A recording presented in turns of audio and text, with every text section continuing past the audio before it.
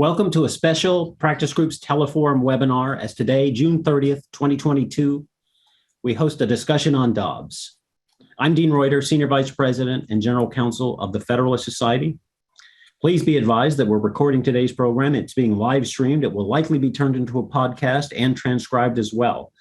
Be aware of that as you participate in the program today. And I want to let you know that we're going to be taking questions ultimately from our audience after opening remarks. That will be using the Q&A function at the bottom of your screen. So please use that to enter your questions, and our moderator, Judge Griffith, will ask your questions at the appropriate moment. We're very pleased to welcome three guests to our program. I'm just introducing the moderator, the Honorable Thomas B. Griffith. He's a former circuit judge on the D.C. Circuit Court of Appeals right here in Washington, D.C. We're very pleased to welcome him back as a persistent moderator, a return moderator on this same topic, this same case. I do want to announce before we begin for the audience a glitch we had. Not only are we beginning this program slightly late, I apologize for that, but a program we hosted earlier in the day has not actually aired, and that is a program on Are We Still One People? Do We Hold These Truths? That's going to be available on our YouTube channel tomorrow, so be on the lookout for that as well. With that, our program today, a discussion on Dobbs. Very pleased once again to welcome Judge Thomas Griffith. Take it away, Judge. Thank you, Dean. And I'm grateful to be here today and to introduce our two excellent panelists. Professor Daniel Farber is the Shato Professor of Law at Berkeley Law. He's also a member of the American Academy of Arts and Sciences and a life member of the American Law Institute. He clerked on the Seventh Circuit and then later clerked on the Supreme Court for Justice John Paul Stevens. He'll be joined by Carrie Severino, the president of the Judicial Crisis Network, a graduate of Harvard Law School. Carrie clerked for David Santel on the DC Circuit, and then later for Clarence Thomas on the Supreme Court. Professor Farber, Ms. Severino, we're honored to have you here. We're here today to talk about a momentous decision, the Dobbs decision. Maybe it would be best if we could just start off with asking you all to summarize the Dobbs decision, the key parts of it, just so that for those of our audience who haven't yet taken the time to read through the 200 plus pages of opinions, maybe that will give them a solid foundation on which to participate in the rest of the discussion. So, Professor Farber, can we start with you? Sure. So obviously the most important is the majority opinion. The statute that was specifically challenged in the case involved a 15-week sort of deadline for abortion. And so a preliminary question was whether the court should limit itself to reviewing that deadline, the 15-week rule, or whether it should reconsider the Roe versus Wade entirely. And the majority opinion says that we have to reconsider Roe versus Wade because both sides agree that if Roe remains the law, then this prohibition can't really stand, that any attempt to, because this forbids abortions prior to viability, it's simply inconsistent with Roe. The opinion by Chief Justice Roberts takes a position that he seemed to be trying to present an oral argument that the court could limit itself to 15 weeks,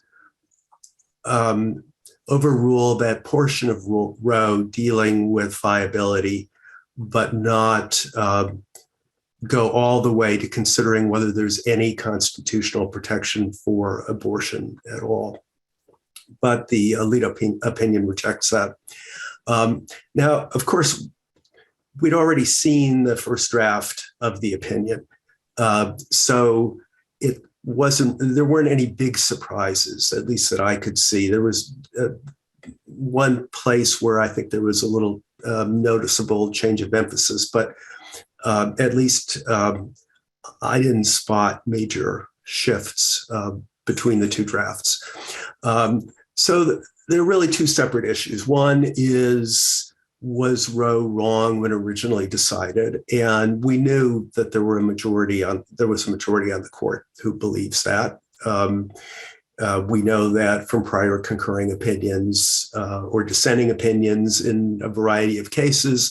Plus, of course, it was no surprise to see what Justice Barrett thought about that issue as well. So the result there was not a surprise. The methodology, I think, was probably also not surprising. The court might have taken the path of simply rejecting the whole idea of implied or unwritten constitutional rights. It didn't go that route. Instead, it applied what's called the Glucksberg test, which looks at tradition and history to determine whether a right is so deeply rooted in sort of American society that it ought to be recognized. And Justice Alito reviews a lot of early abortion statutes and goes back to the Middle Ages and forward, and concludes that that abortion was rejected during that whole time period and that it's not firmly rooted. Now, I know some people take strong issue with his use of history there, and I don't feel competent to assess that debate, so I'm not going to say anything about it.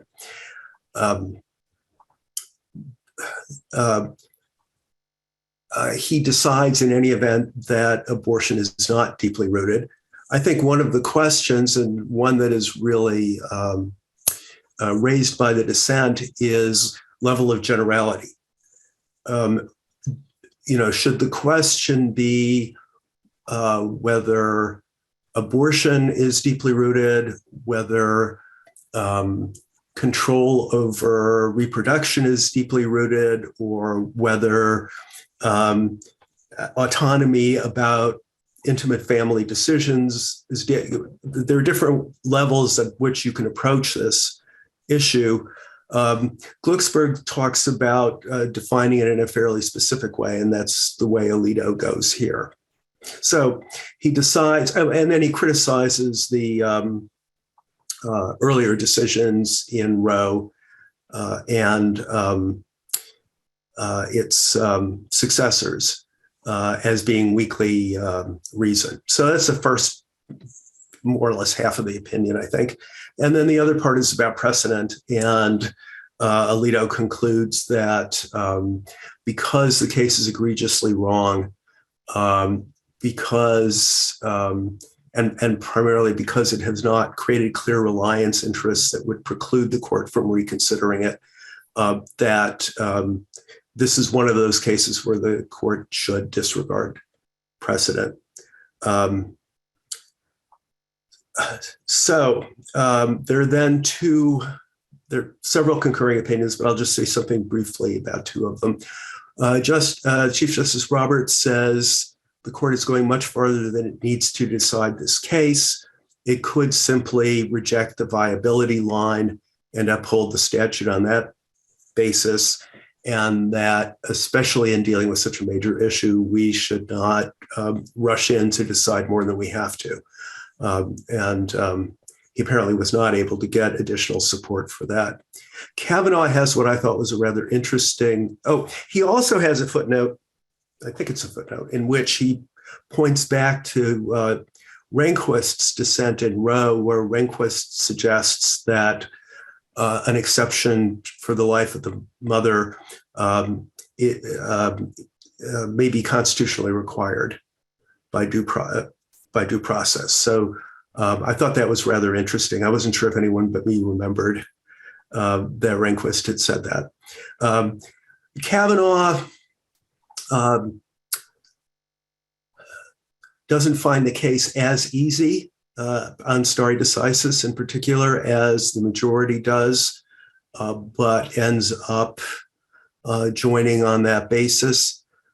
He also addresses and emphasizes, I guess, that he doesn't see this case as necessarily imperiling other cases like Griswold dealing with birth control or Lawrence dealing with same-sex conduct. And he, in addition,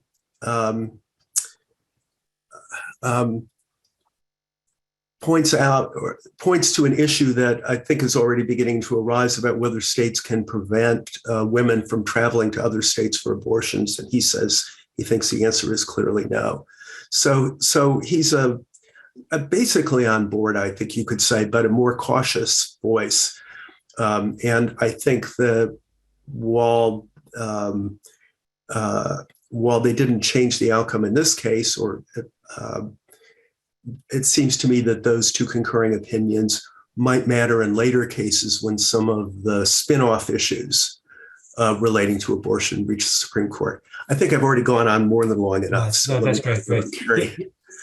Carrie, is there anything about Dan's summary thus far that you'd like to add to? And then would you also tell us a little bit about Justice Thomas's concurrence and the dissent?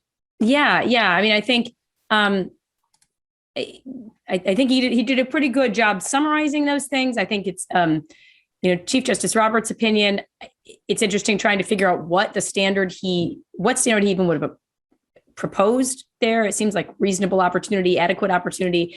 And I think one of the real challenges with that, which the majority points out, is what would that even mean? How, if you're a lower court judge, how do you even apply that? It seems like it's a brand new standard we don't have from anywhere else in the law that was being applied. So I think that was interesting to try to discern that standard from his opinion, which just seemed to say, well, I wouldn't go all this far, but it kind of struck me as I'm hiding the ball kind of thing, like a law professor might do, of like, well, it's not this. Okay, well, what is it? It's a little hard to know. So I think we'll never find out, of course, because it's not something the courts are going to have to apply. But it was interesting to just address the final two opinions, and obviously we can discuss the whole case then and respond to any questions. Justice Thomas's concurrence is one that has gotten a lot of attention because he pointed out, first of all, I think it's important to notice that Justice Thomas mentions in his concurrence, I agree and join the Alito opinion in full, including, as he says, the part that says this opinion only addresses and only decides what happens with our precedents that respect abortion. This doesn't decide, what would happen with Griswold and the idea of a right to contraception, or Obergefell and the right to same-sex marriage, or the numerous other precedents that have been cited both before, in the leak period, before the case came down, and obviously subsequently. So it's important to note that Justice Thomas is actually not saying the case has implications for those. However, he uses his concurrence to make what is, I think, a very Thomistic, in a Clarence Thomas sense, type of argument. He often is the one who will write a separate opinion and say, I join the majority, but I'm just going to say that they're resting on a whole line of cases that I think might have real problems, and we should go revisit. So he does this in all sorts of cases, and he's done it, I think, with respect to substantive due process before. So in one sense, this has gotten a lot of news, but it's not really news, because anyone who thought Justice Thomas was a fan of substantive due process obviously hasn't been paying attention. And his decision, his concurrence is mainly to say, hey, I think we should go back and just revisit the idea of substantive due process altogether. But whether you look at it that way, or whether even if you accept those precedents, it's clear that Roe and Casey need to be overturned. And I think a lot of people are concerned about that, because there are cases that many people like or don't want to see overturned, and some of which Justice Kavanaugh, pointed out as well in his dissent. He said, or in his concurrence, that like the Griswolds, the Obergefells of the world. But I think it's important to note that A, Justice Thomas is a single vote here saying let's reconsider them, and B, as he clarifies in his opinion, he's not actually even saying those rights aren't in the Constitution. It's simply that stare decisis is an invalid way to get there. And this is something that he has embraced in many other areas of the law. It reminds me a little bit of his McDonald versus City of Chicago concurrence in that case, where he says, okay, I don't think the Second Amendment is incorporated through the 14th Amendment. I can't buy into that, but I actually think the Privileges and Immunities Clause can get you there. And Privileges and Immunities is sort of one of Justice Thomas's favorite clauses that no one else likes to cite, but I think it's important to remember that because he doesn't think substantive due process gets you something, doesn't actually mean that he thinks it's not there in some other provision of the Constitution that might be a different route than other justices would take. And then quickly to turn to the dissent, it's interesting because the dissent was written was signed not by a single justice, but by all three of the liberal justices, Breyer, Kagan, and Sotomayor, which is unusual, but not obviously unprecedented technique. I think it was probably their way of adding emphasis and a sense of unity over this dissent. It starts out by arguing that Roe and Casey actually do flow from precedent. I do think it's interesting because they say they're going into the details of how it flows from precedent. I don't know that they actually do clarify in a great deal of detail what that is. They say it comes from a long line of precedents flowing from the 14th Amendment.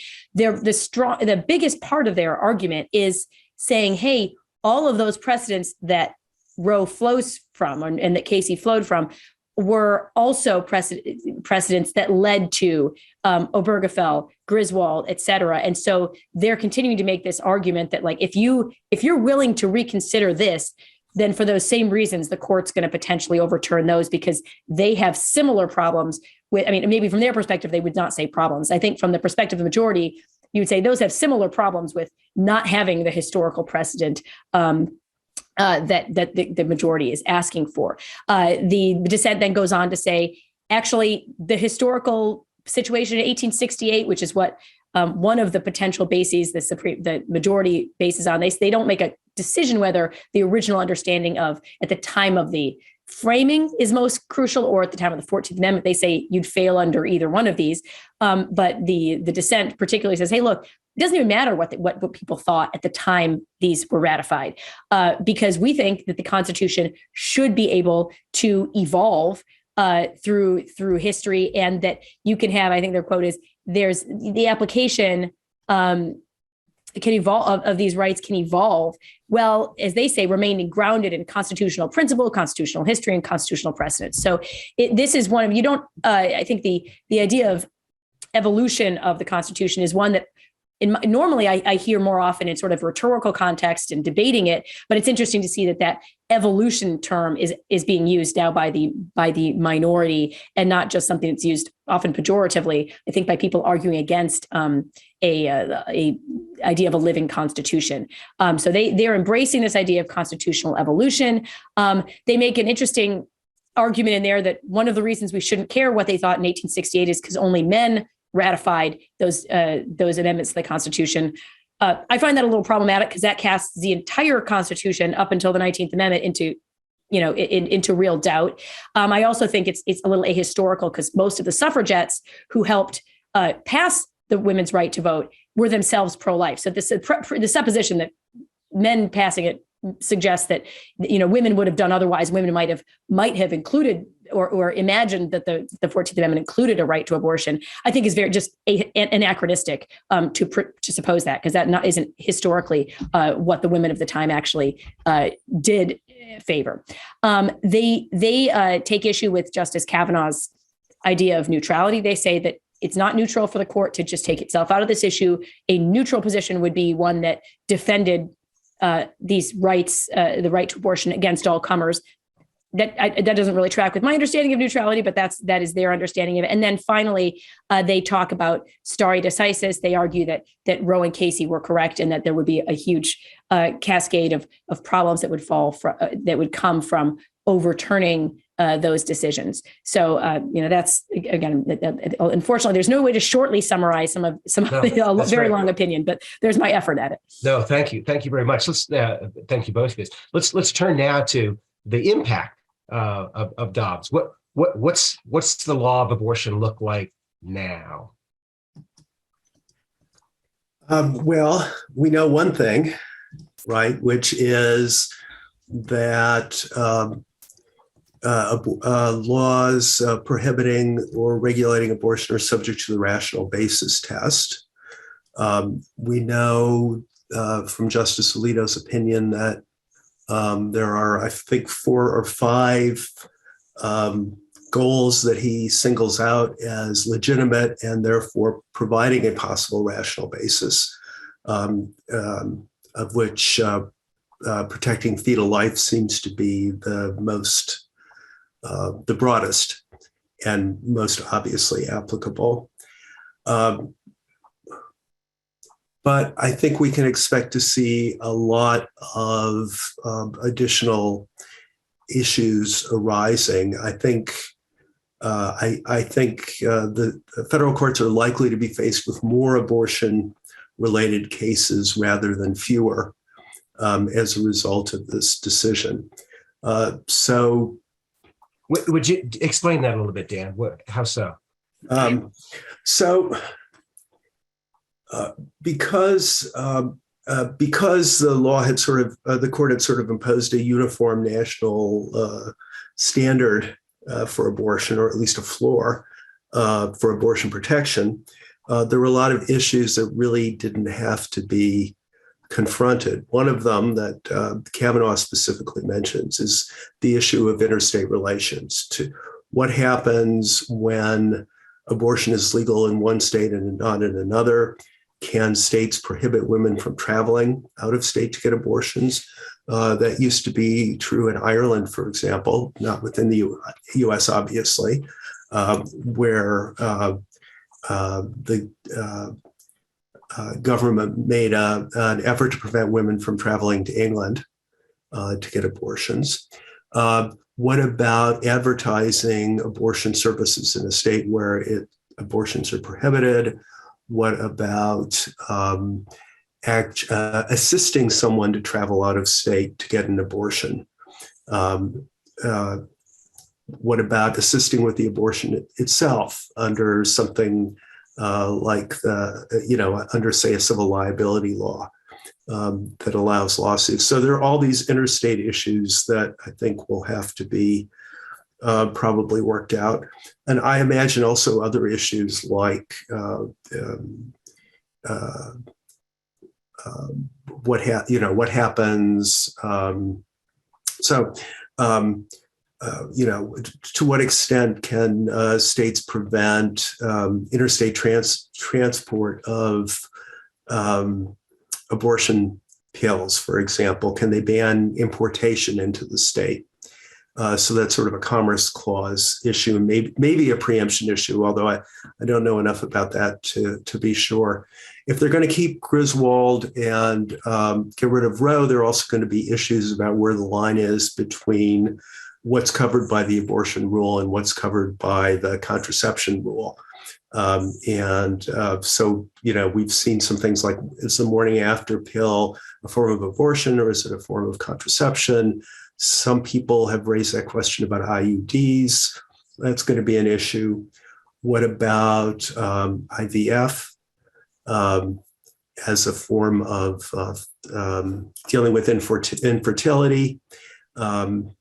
And then we're going to see, I think we're going to see some issues about vagueness also arising. I've seen reports of OBGYN doctors who don't do abortions, but are concerned about the difficulty of determining when during a pregnancy, where there is a threat to the woman's life, it satisfies the applicable state standards. How long do you have to wait for an ectopic pregnancy before the risk of death is sufficiently high to justify terminating the pregnancy? So I think there are going to be a whole bunch of problems along those lines, maybe vagueness attacks on some of these statutes. And I think the Supreme Court will inevitably find itself confronting some of those. Okay. Carrie, what's your view about what the law of abortion looks like now? Well, yeah, I agree. There's definitely a lot of questions to be added, and to the ones that Dan mentioned, I'll add this kind of this nullification movement effectively that's going to be going on. I don't know if that's something that will come to the Supreme Court, but within states, the idea of you have state officials who are saying, I'm not actually not going to follow or enforce our state law. And there might be questions arising of sort of a hierarchy of enforcement. If you have a district attorney refusing to enforce the law, is the attorney general able to do so or something like that? There's also issues of with some of the proposals the federal government has made. I think a lot of those run into varying degrees of question of, what is the constitutionality of some of the, whether it's, setting up abortion camps within Yosemite National Park or something, or anything where the government is paying for this runs into Hyde Amendment questions. But, who has standing to even challenge those kinds of things? I think that's going to be a large range of things.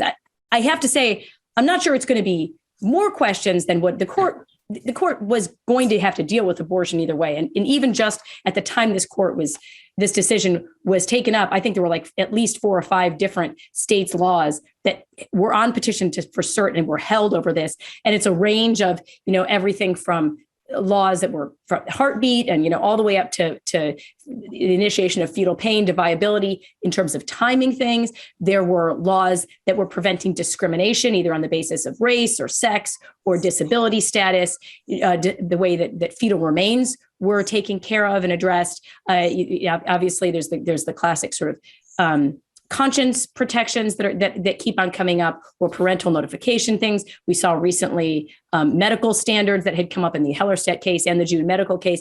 So I just think they were going to have to deal with abortion-related questions either way. The feature, I guess, of the issues they're dealing with now is, instead of trying to interpret a right that I would argue doesn't really have a constitutional foundation, now you're interpreting issues that actually have a real legal basis you can drill back into and get your teeth into, whether it's just regular legal issues, like, again, who has standing to bring these types of claims, who can intervene in a case to defend a state law, like the court actually decided this term in some aspect when state actors aren't defending their own law. So these are issues that are necessarily going to come up. But I think the biggest bulk of the action is going to then devolve upon state courts. It's going to be interesting to watch how that happens. We're already seeing that. And as Dan alluded to, there have been vagueness challenges in some of them. I don't think the law is any vaguer than any other law, where you have to balance, what is how concerned are you for your safety in exerting self-defense, for example? All of those, the courts have to deal with sort of these balancing of when life is really at stake and when it isn't. But I think you're going to see state courts having to do that. And I think it's going to be interesting to watch. Can I ask you to drill down that a little bit? Because that's a question that several of our audience members have asked. I eventually want to get to give both you and Dan a chance to critique Dobbs, but you raised the state court action. A number of people have asked that. Where do we see this playing out? Are we going to see that state courts are going to interpret their state constitutions to protect a right to abortion, or where do you see that headed? Well, we've already seen that in some cases, like Kansas recently interpreted its state constitution to encompass a right to abortion. And they actually have a constitutional amendment that's now going to be on the ballot to change that. Iowa had interpreted its constitution that way, and then actually has switched and said, actually, it's not in there. There's Florida just stayed their 15, or a Florida judge just stayed their 15-week ban because there's language in the Florida Constitution that talks about natural persons have a right to privacy. Now, the language in the Florida Constitution doesn't sound like a Griswoldy right to privacy. It sounds more like a right to not be interfered with more broadly. And they also have natural persons have a right to life is also in that Constitution. So I think there's going to be a real question. What is a natural person? How do these things interact with each other? And that's going to be something the Florida Supreme Court undoubtedly is going to have to grapple with.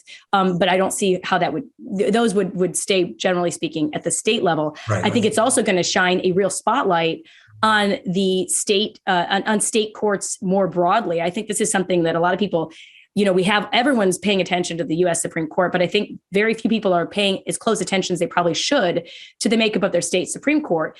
different states have different selection methods, which often tend to push their courts in different directions. And I think people are going to be much more aware and conscious of, do I have a court that is one that is an originalist court, or do I have a state court that is much more apt to believe in this sort of evolution of constitutional principles?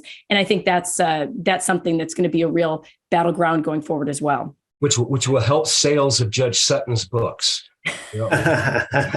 which we should. Well, let me ask both of you. Oh, go ahead, Dan. Go ahead. Yeah, I had a couple of other things to add in terms of later litigation that I think one that we're seeing now that's going to be especially interesting for this court are free exercise claims.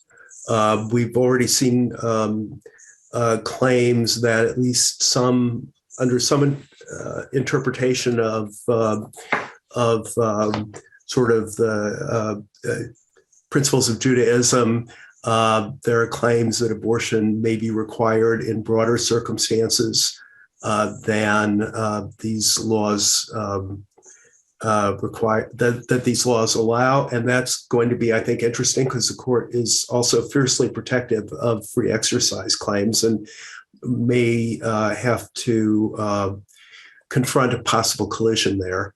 I think we also, as we've seen in the past with expansions of government control, we're likely to see enforcement-related issues, right? Not necessarily legally novel issues, but we'll be seeing Fourth Amendment issues, for example. I imagine as state governments make an effort to track what pregnant women are up to and what doctors are up to, and try to police against the possibility of abortions taking place. I think if you're serious about enforcement, it's pretty hard to do that without some fairly intrusive surveillance, at least on occasion. Okay. I think. Okay. We see that with just anytime the law tries to prohibit conduct that people really badly want to engage in, right? You can easily close down abortion clinics, but for example, stopping women from covertly buying abortion pills is going to be a lot more difficult. And so I think, scrutinizing medical records to make sure that treatment for miscarriage isn't being used as a cover for abortions in cases where the pregnancy could have been saved. So I think we're going to, I think we're going to not necessarily see novel issues because these are the kinds of issues that arise in lots of other, drug cases, in other kinds of cases, but we'll be seeing more of those in a sort of different factual setting. Just to take issue with a little bit of that, there may be some interesting, Fourth Amendment issues that come up, but I just find it incredibly unlikely that any state would consider actually criminalizing the woman's behavior. The last time a woman was prosecuted in America for trying to procure an abortion was in 1924. And this is like 50 years before Roe, when the only state that has contemplated doing that was Louisiana, and immediately got shut down by a host of pro-life groups that said, this is not a good strategy. Please do not try to criminalize women who are seeking abortions. And so I predict that we're going to see exclusive enforcement directed at the abortionists themselves, the industry, potentially. We're now seeing an increased number of businesses that are trying to fund women's abortions. You might even see it on that front, but I just think it'd be incredibly unlikely to see actual enforcement attempts at women. I think sometimes we're hearing things that strike me as just really hyperbolic fear mongering, like saying, "Oh, what if some state tries to get into my period tracker app and figure out if I was pregnant and then suddenly wasn't pregnant and then suspect that it wasn't a miscarriage and try to." I mean, I just think that is really out there. It's trying to drum up fear, and I don't think it's at all based in reality of what is likely to happen. And again, in none of these states are they attempting to criminalize the women's behavior. It's really trying to go against the doctors and the big industry behind the abortions, not the women themselves. I don't disagree with that as a sort of political matter, although it seems to me to be illogical to exempt the person who's the prime mover in causing the behavior to happen. But in any event, even if the women are not prosecuted, that doesn't mean that you wouldn't want to engage, that in building a case, say, against a doctor, that you might not want to obtain information about patients to determine what was going on, right? It's not only criminals who are subject to searches based on probable cause. So I have an interesting question. Back to the opinion.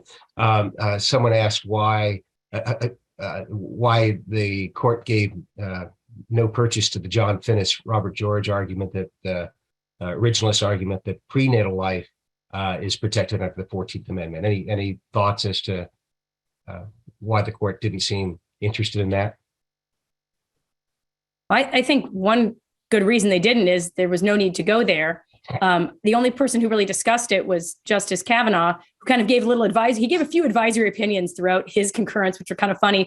He gave us his thoughts, on fetal personhood, on the right to travel. So I don't think any of that was really necessary, and it wasn't. It was briefed a little bit in the amicus brief, but it wasn't something that parties engaged on in any serious way. So that doesn't surprise me particularly that they didn't engage on that either. I would say, I think all of that's right, but I think the court, it really would have, in a sense, undone all of the reasoning that is in the opinion, which is about how this is an issue that should be left to elected representatives. That this is a deep clash of values, and that's the sort of thing the court should not be deciding. And so it seems to me that the implication of the opinion is clearly to reject that kind of intervention. I think that's right. Yeah. Okay. So what your chance to critique the opinion? Well, let's take on the majority opinion. What's how do you grade it, and how does it stack up? Who goes first here?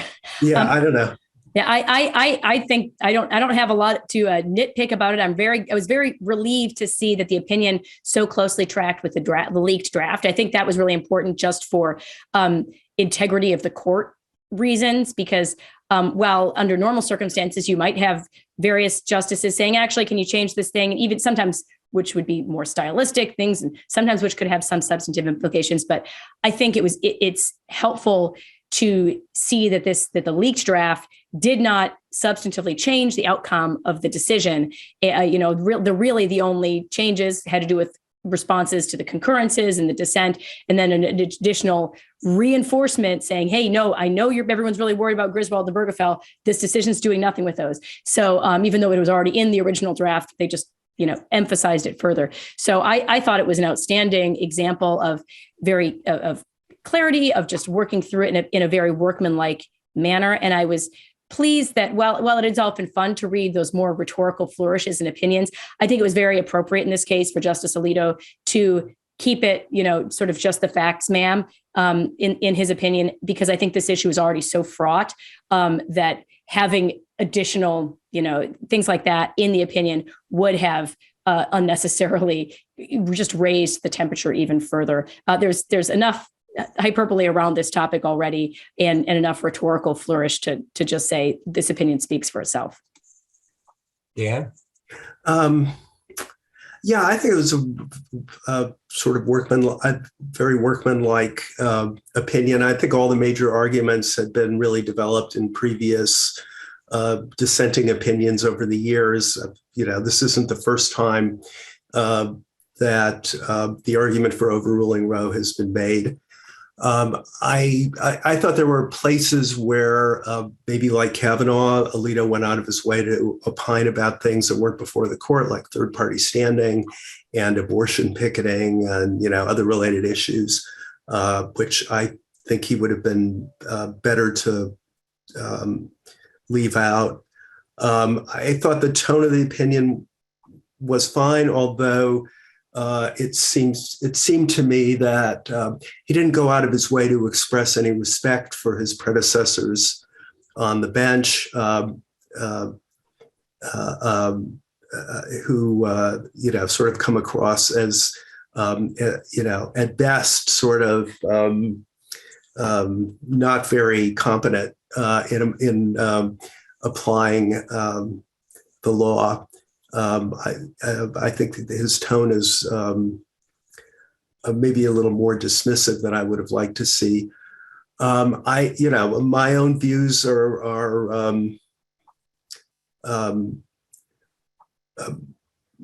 more those of the dissent than the majority opinion, but I don't see any point in trying to relitigate that at this point. That issue is. That's fine.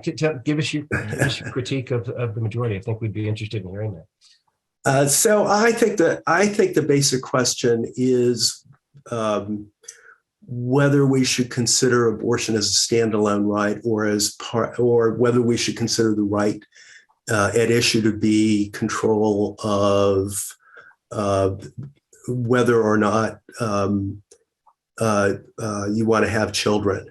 I think if you view it as the right as being one of reproductive freedom, and by that I mean in both directions. I think it's easier to make the argument that ought to qualify as a fundamental right, and then that gets you, if it is a fundamental right, to the question about what to do about the countervailing state interest. And once you frame it that way, I think it probably lends itself to some kind of intermediate position, maybe Casey, like maybe Roberts, who knows what. So that's sort of the direction I would take. I would want to do it. I do think that I also think that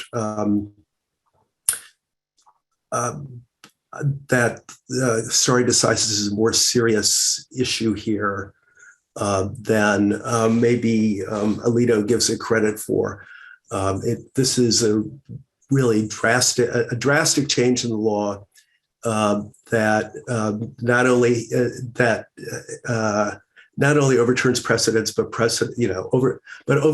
does it in circumstances where it's absolutely clear that the only thing that has changed is that we have a couple of new justices, and I don't think that's good for the court. I'm not saying, obviously, that that doesn't necessarily mean it's wrong to overrule, but I think Alito should have maybe been more concerned about that than he was. And finally, the sort of history and tradition rule, I think he does find that in Glucksberg, but and he seems to, that approach seems to be sort of popular with the court now. We see it also in the gun case and elsewhere. But I do think the court hasn't really thought through how much other cases might have to be rethought if you were to apply that rule across the board. It seems to me, for example, that's some of what the court has said about race discrimination might or might not stand up if the standard is what were state legislatures doing in the 1860s and the decades soon thereafter that would establish a specific tradition. So anyway, I think I would have gone the other way. Nevertheless, as I say, I think we've crossed that bridge. I don't see the court going back anytime in the next couple of decades anyway. And I think the more important question is, where do we go from here?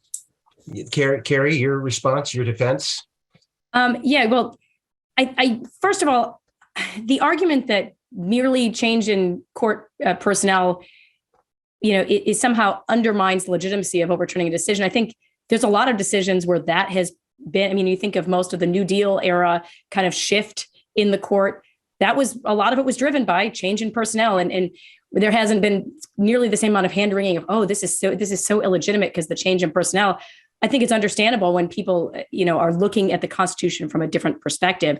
The court gives the example of the Jehovah's Witness in flag salute cases where 3 years intervene. You don't necessarily have to have a huge time intervening and changes. On top of which, I think the majority does a good job of explaining how things have changed in those intervening years, how things that Casey suggested might be relevant, like the idea that this could put to rest a national debate, clearly didn't do so and didn't play out the way that they predicted it would. I don't think that's a good basis for upholding or overturning a case either way. But if you were the Casey court and did, then it didn't play out the way they said. What things they predicted didn't come to pass.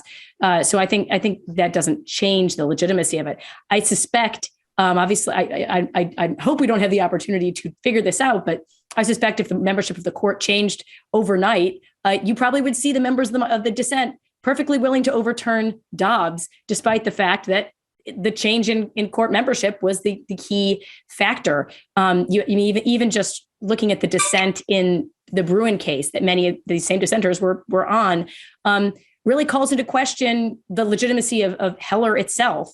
And so you have the same people who are arguing, that somehow stare decisis is a much more, I would say, it's not really as firm a rule as anyone tries to pretend it is when they're on the receiving end of something being overturned. I think they would be from the discussions in their dissents, they sound like they'd be very happy and think it was the right thing to do to overturn something like Heller, despite the fact that there has not been intervening real changes. And certainly the constitutional analysis would be the same. Finally, I think one strong point in this case, maybe compared with a couple other cases that just were decided in the last week, is I like how the court was very clear with what it was doing. I'm glad they said just straight up, we are overturning Roe and Casey, and didn't kind of leave it in the mist. Even the Coach Kennedy case that seems to have overturned Lemon, but didn't say it overturned the Lemon test, or the Carson versus Macon test that seems to say it overturns all Blaine amendments. Now that wasn't a Blaine amendment with that kind of text, and yet didn't say it did that. We've seen so many times when the court walks up to something and effectively does it.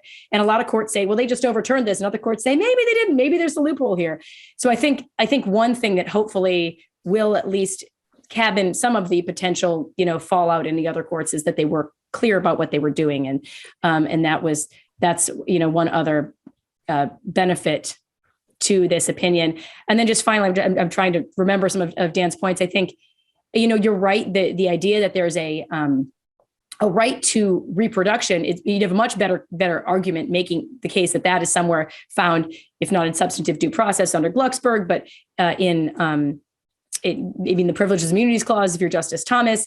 I think the challenge here is this is not about really a right to reproduce. The challenge is the women who are seeking abortion already have a child, a fetus, what do you want to call it, in utero at the time. So that might be a better argument for the Griswold line of cases, I would say, because your question of do I or do I not reproduce, I think I would say falls at that point.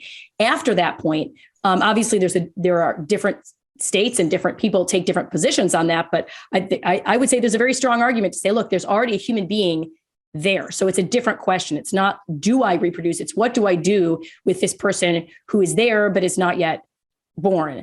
And I think that makes it not really the parallel of do I or do I not reproduce in that question. But either way, the court has not yet at least embraced that analysis of those rights at issue. So, but I think that would be one of the responses to that. Yes. I think that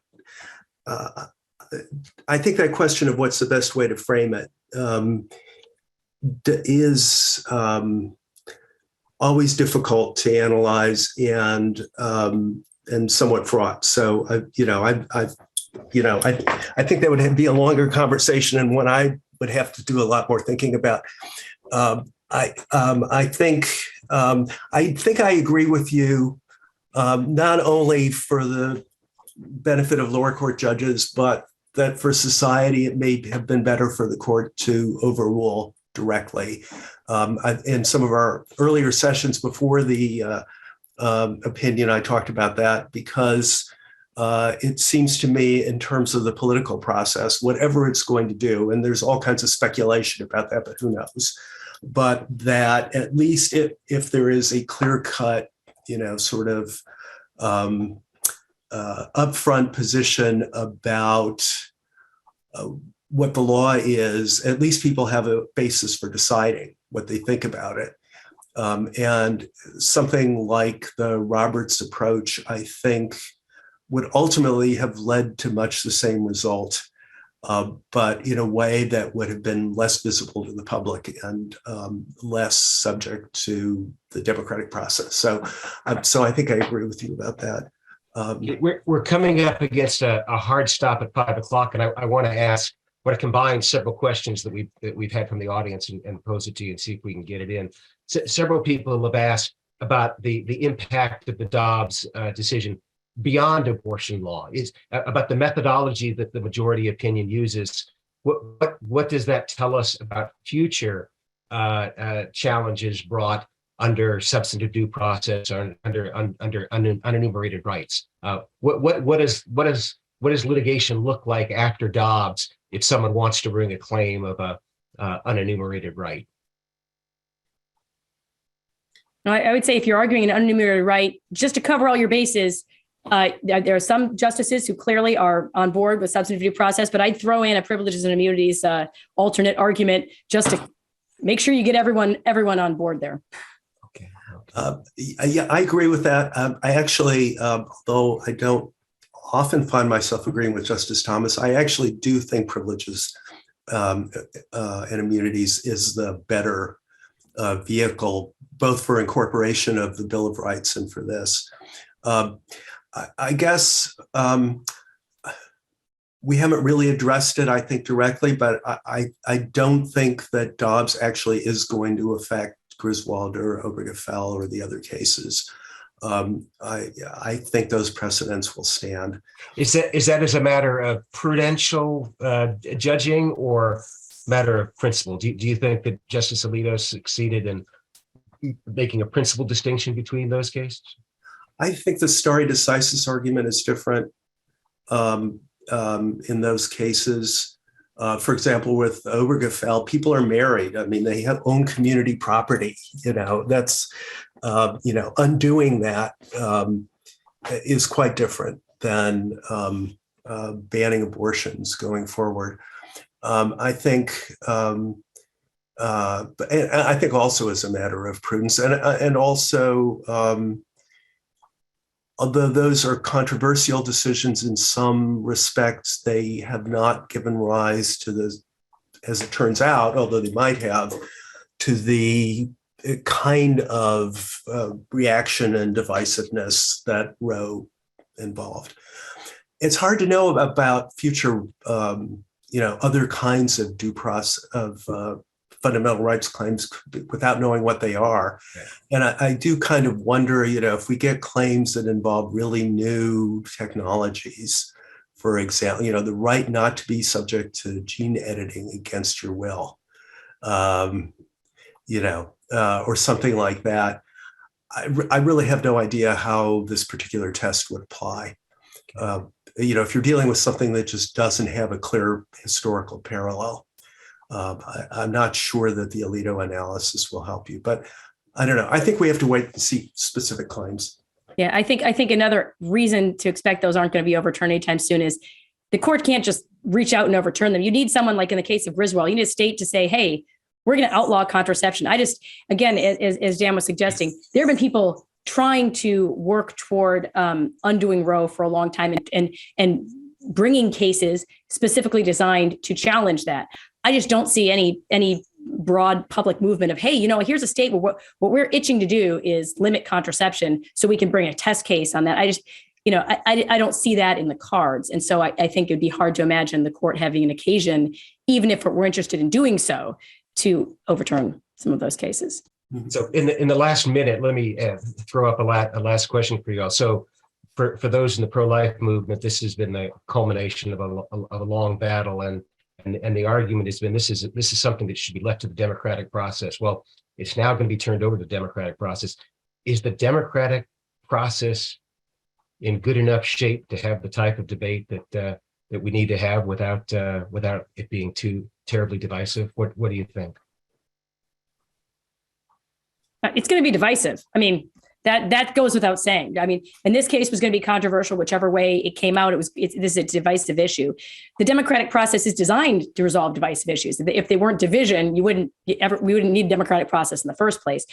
So I don't think this, this is really not it is the culmination of a goal of the pro-life movement, but it certainly doesn't end the question in any way, because there's now 50 different sort of theaters of battle here instead of just one. I think this really just opened the door for the possibility to make those arguments. And now it's up to the pro-life movement. If they want to have laws that reflect their values, they're going to need to convince a majority of their fellow citizens that that's the kind of laws they want. And I think simultaneously also ensure that they have judges who are going to then abide by those laws as they're passed. Okay. But that's not an easy job. No, not an easy job. No, great. I think it's already intensely divisive. I agree about that.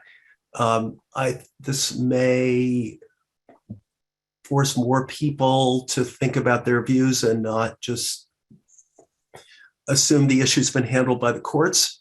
But I think that's healthy rather than harmful to democracy.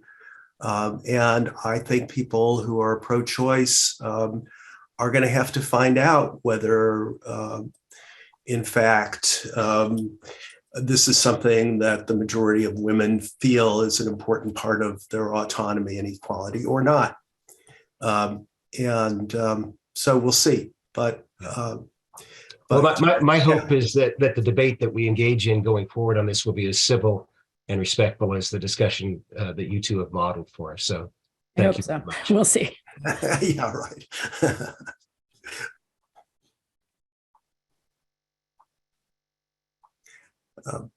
I only wish you would have as good a moderator. Thank you.